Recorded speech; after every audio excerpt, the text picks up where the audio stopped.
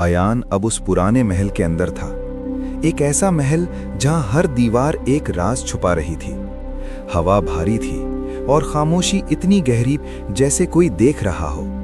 अयान धीरे धीरे आगे बढ़ता है। उसके कदमों की आवाज खाली हॉल में गूंज रही थी। अचानक दूर से एक आवाज आती है, तुम आ ही गए। अयान तुरंत रुक जाता है।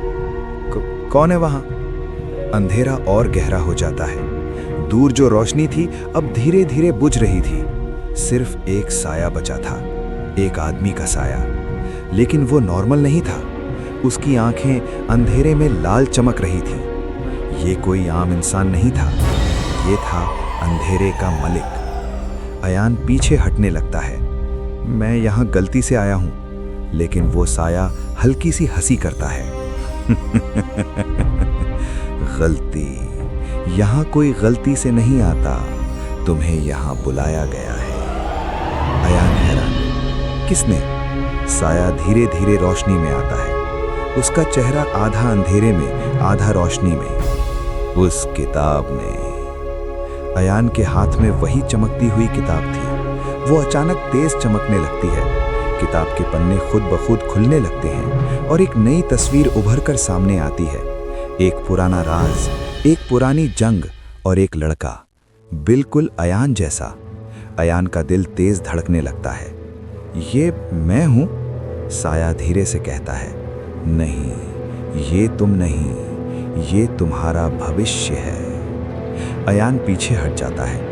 नहीं, ये झूठ है। साया जोर से हंसता है।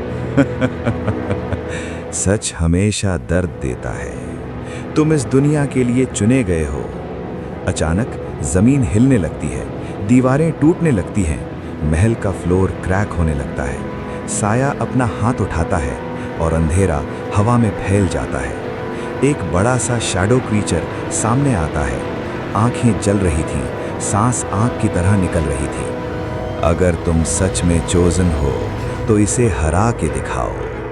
अयान का चेहरा डर से भर गया। मैं नहीं कर सकता।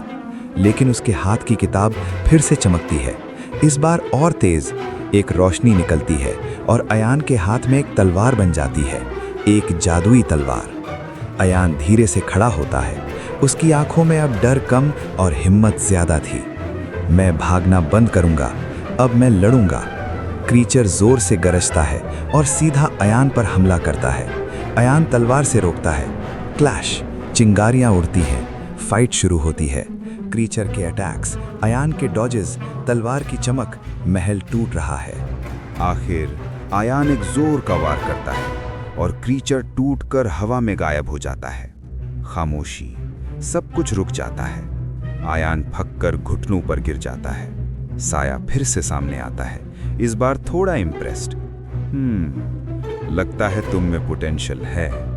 अयान गुस्से में कहता है, तुम हो कौन?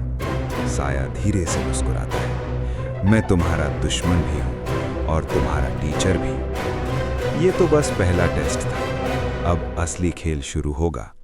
अयान शॉक में, मतलब और भी? साया धीरे धीरे अंधेरे में गायब होने लगता है। अगला लेवल, जिंदा बच पाओगे या नहीं, ये तुम पर डिपेंड करता है। अयान अकेला रह जाता है। टूटा हुआ महल और उसके हाथ में चमकती हुई तलवार।